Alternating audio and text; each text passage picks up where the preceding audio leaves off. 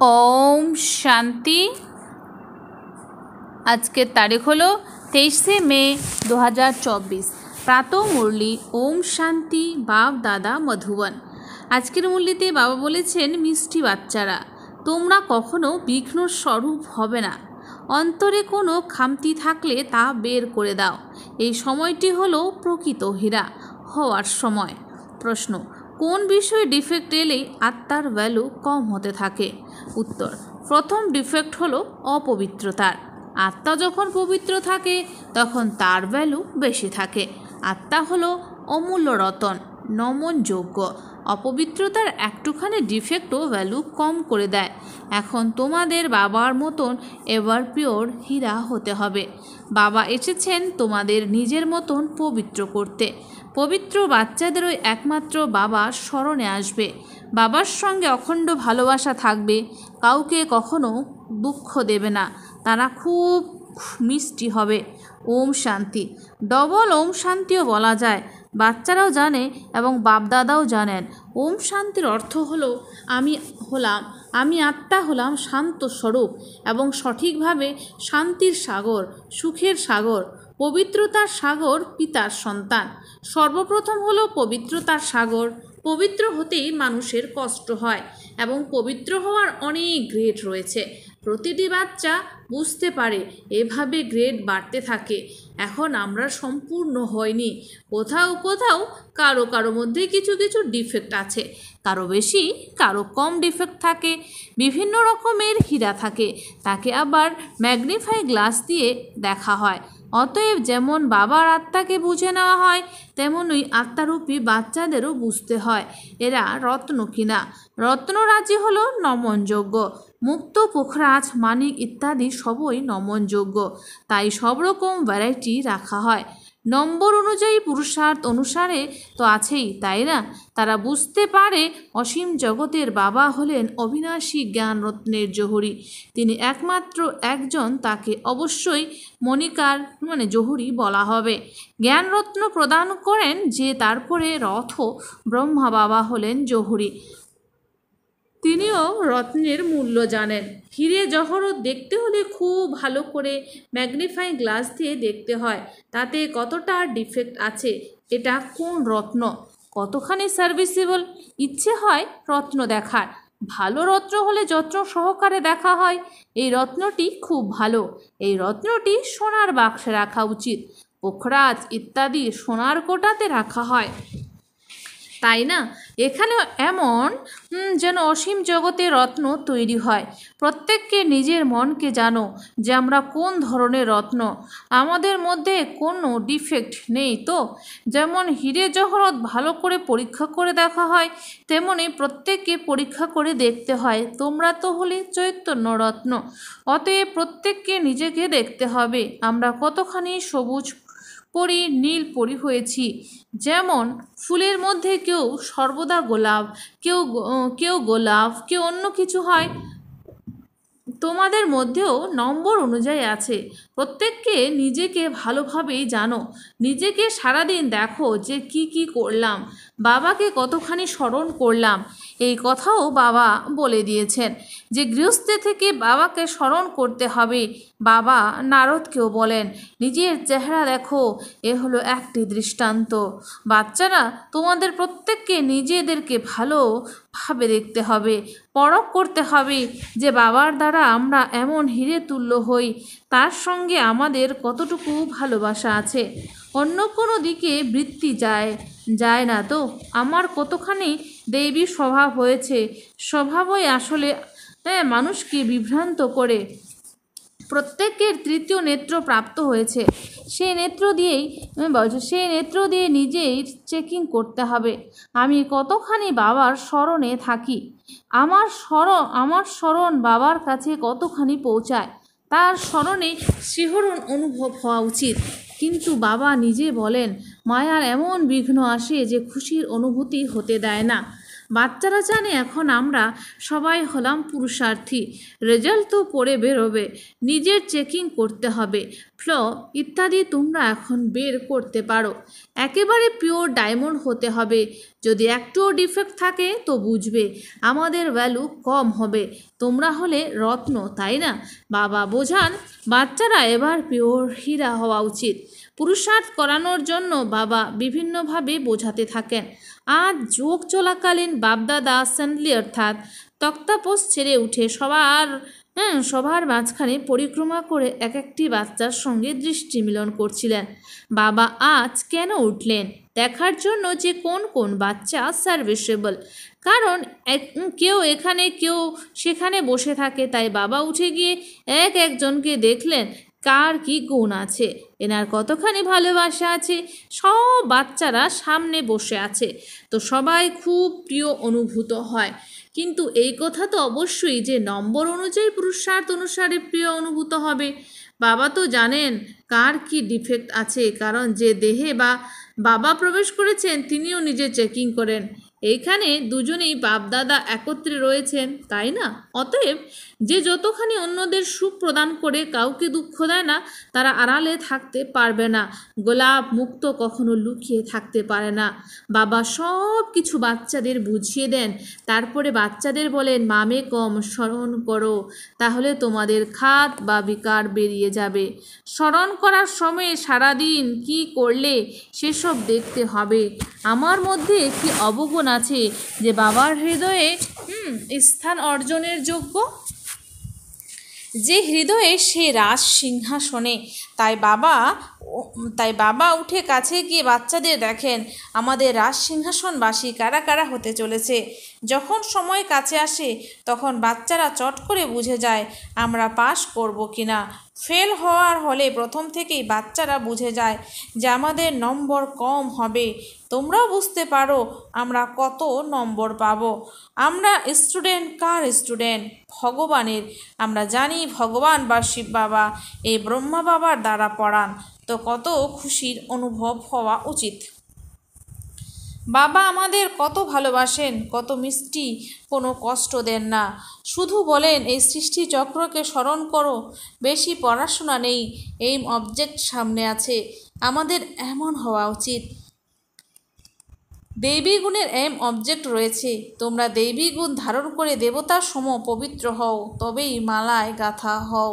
অসীমের পিতা আমাদের পড়ান, খুশি অনুভব হয় কি না? বাবা নিশ্চয়ই নিজের মতন পিওর নলেজফুল বানাবেন।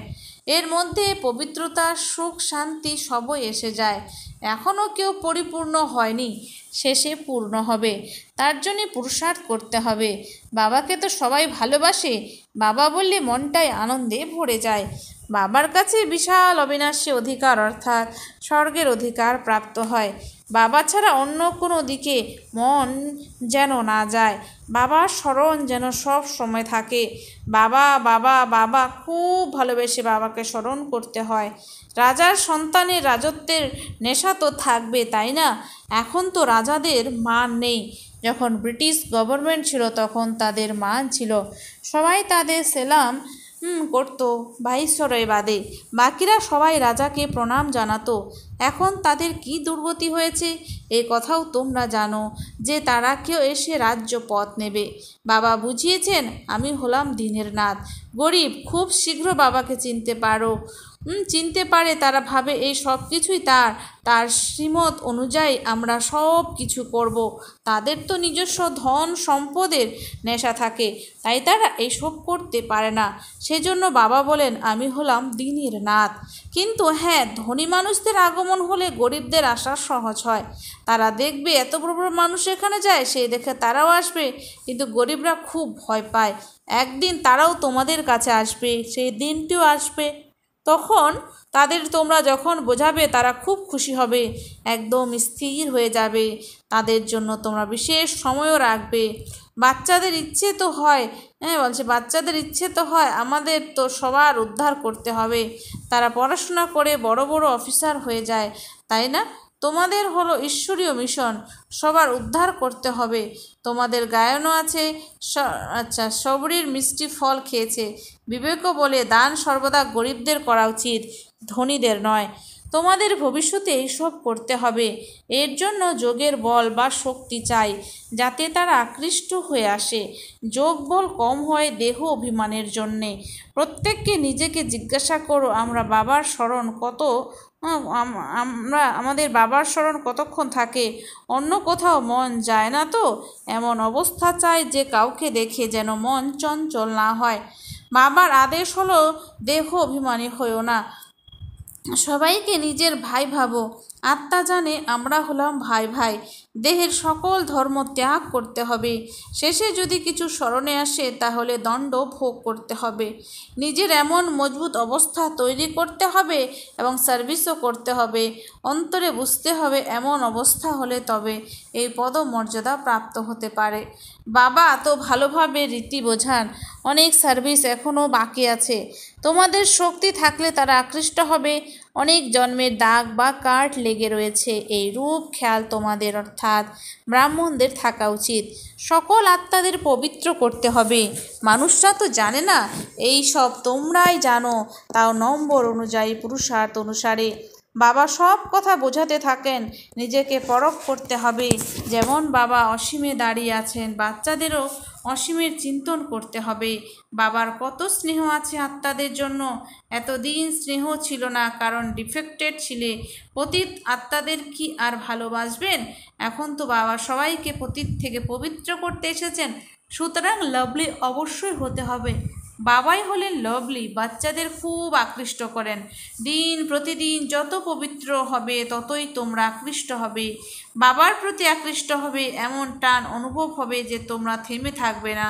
তোমাদের অবস্থাও হবে নম্বর অনুযায়ী পুরুষার্থ অনুসারে। এখানে বাবার দিকে তাকিয়ে থাকলে এমন মনে হবে যে গিয়ে বাবার সঙ্গে দেখা করি, এমন বাবার সঙ্গে যেন হারিয়ে না যায়, সঙ্গ যেন হারিয়ে না যায়। বাবাও আকৃষ্ট হন বাচ্চাদের প্রতি। এই বাচ্চাটি তো কামাল করেছে, খুব ভালো সার্ভিস করে। হ্যাঁ, কিছু ডিফেক্টও আছে, তবু অবস্থা অনুযায়ী সময় অনুসারে খুব ভালো সার্ভিস করে। কাউকে দুঃখ দেবে না এমন আসামি চোখে পড়ে না। রোগ ইত্যাদি তো হলো কর্মভোগ। নিজেরাও বুঝতে পারে যতক্ষণ এখানে থাকা, কিছু না কিছু লেগেই থাকবে। যদিও এটি হলো রথ, তবুও শেষ পর্যন্ত কর্মভোগ তো থাকবেই। এমন নয় আমি এনাকে ব্রহ্মাকে আশীর্বাদ করব, আশীর্বাদ করব, এনারও নিজের পুরুষার্থ করতে হবে। হ্যাঁ, রথের অর্থাৎ দেহ দিয়েছেন, তার জন্য কিছু পুরস্কার দেওয়া হবে। অনেকে বাঁধেলিরা কিভাবে আসে, কীরকম যুক্তি দিয়ে মুক্তি পেয়ে আসে। তাদের যত ভালোবাসা থাকে অন্য কারো থাকে না। অনেকের আবার ভালোবাসা থাকেই না। সেই বাঁধেলিদের যারা বন্ধনে রয়েছে সঙ্গে কারো তুলনা হয় না। বাঁধেলিদের যোগ কোনো অংশে কম নয়। স্মরণ করে অনেক কাঁদে তারা, বাবা ও বাবা, কবে আমরা আপনার সঙ্গে দেখা করব? বাবা বিশ্বের মালিক করেন, আপনাদের সঙ্গে দেখা করে আপনাদের বাবা বিশ্বের মালিক করেন, আপনার সঙ্গে কবে দেখা হবে? এমন এমন বান্ধলি আছে ভালোবেসে চোখের জল ফেলে।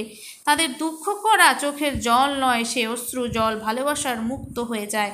সুতরাং বান্ধলীদের যোগ কি কম নাকি? স্মরণে অনেক কষ্ট ভোগ করে।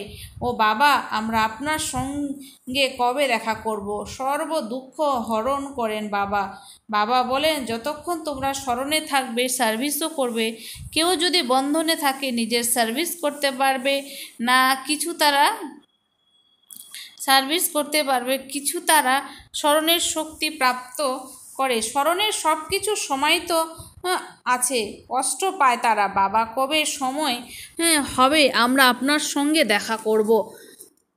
অনেক স্মরণ করে ভবিষ্যতে গিয়ে দিন প্রতিদিন তোমরা আরও আকৃষ্ট হবে। স্নান করার সময় কাজ করতে করতে স্মরণেই থাকবে, বাবা কবে সেই দিন আসবে যেদিন এই বন্ধন শেষ হবে। তারা জিজ্ঞাসা করে, বাবা এরা আমাদের ডিস্টার্ব করে, কি করা যায়? বাচ্চাদের মারধর করা যেতে পারে? পাপ হবে তো না? বাবা বলেন, আজকালকার বাচ্চারা এমন যে কোনো কথা নেই। কারো স্বামীর সঙ্গে তুলনা থাকলে মনে করে ভাবে এই বন্ধন থেকে মুক্ত হব। এই বন্ধন থেকে মুক্ত হব, তাহলে বাবার সঙ্গে দেখা করব। বাবা খুব শক্ত, এই বন্ধন কি করি? স্বামীর বন্ধন থেকে কবে মুক্তি পাবো? শুধু বাবা বাবা করতে থাকে তারা, তাদের টান অনুভব তো হয়, তাই না? অবলা নারী সহ্য করতে থাকে। বাবা বাচ্চাদের ধৈর্য রাখতে বলেন, বাচ্চারা তোমরা বাবাকে স্মরণ করতে করতে থাকো, তাহলে সব বন্ধন শেষ হয়ে যাবে। বাবা বলছে একটা উপর বাবাকে স্মরণ করতে বন্ধন সব সহ্য হয়ে যাবে। বাবা বলছে সব বন্ধনই শেষ হয়ে যাবে আমাদের। আচ্ছা, মিষ্টি মিষ্টি হারানেদি বাচ্চাদের প্রতি মাতা পিতা বাপদাদার স্মরণে স্নেহ সুমন আর সুপ্রভাত। আত্মাদের পিতা তার আত্মারূপী বাচ্চাদের জানাচ্ছে নমস্কার। আমরা সমস্ত আত্মারূপী বাচ্চারা জানাই মাতা পিতা বাপদাদাকে স্নেহ সুমন আর নমস্কার। ধারণার জন্যে মুখ্য সার। 1 নাম্বার, নিজের চেকিং করতে হবে, আমার মধ্যে কোনো অবগুণ নেই তো। বলছে নিজের চেকিং করতে হবে, আমার মধ্যে কোনো অবগুণ নেই তো। আমার স্মরণ কতদূর পর্যন্ত বাবার কাছে পৌঁছায়, আমার স্মরণ কতদূর পর্যন্ত বাবার কাছে পৌঁছায়, আমার স্বভাব কি দেবী স্বভাব। বাবা বলছে নিজেকে চেক করো, বৃত্তি অন্যদিকে যায় না তো। 2 নাম্বার, এমন লাভলি হতে হবে যে বাবা আরও সবার আকর্ষণ হতে থাকে, এমন লাভলি হতে হবে যে বাবারও সবার আকর্ষণ হতে থাকে। সবাইকে সুখ দিতে হবে, ভালোবেসে বাবাকে স্মরণ করতে হবে। বরদান, সাথীকে সদা সাথে রেখে সহযোগের অনুভবকারী কম্বাইন্ড রূপধারী ভব। সাথীকে সদা সাথে রেখে সহযোগের অনুভবকারী কম্বাইন্ড রূপধারী ভব। স্পষ্টীকরণ, সদা আমি আর বাবা এই কম্বাইন্ড, এরকম কম্বাইন্ড থাকো যাতে কেউ আলাদা করতে না পারে। রূপধারী বাবা হচ্ছে আমি আর বাবা এরকম কম্বাইন্ড থাকো যাতে কেউ আলাদা করতে না পারে। কখনো নিজেকে একা মনে করবে না। বলছে কখনো নিজেকে একা মনে করবে না। বাপ দাদা হলেন অবিনাশী সাথী, তোমাদের সকলের সাথে আছেন। বাবা বলে ডাকলে আর বাবা হাজির হয়ে গেলেন। আমি বাবা আমার বাবা তোমাদের প্রত্যেক সেবাতে সহযোগ দেন, কেবল তোমাদের কম্বাইন্ড স্বরূপের আত্মিক নেশাতে থাকতে হবে। থাকি না কিন্তু আমাদের কম্বাইন্ড স্বরূপের আত্মিক নেশাতে থাকতে হবে। স্লোগান, সেবা আর স্ব-উন্নতি এই দুইয়ের ব্যালেন্স থাকলে সদা সফলতা প্রাপ্ত হতেই থাকবে। সেবা আর স্ব-উন্নতি এই দুইয়ের ব্যালেন্স থাকলে সদা সফলতা প্রাপ্ত হতেই থাকবে। আচ্ছা, ওম শান্তি। ধন্যবাদ বাবা আজকের এই সুন্দর মিষ্টি মুরলির জন্য।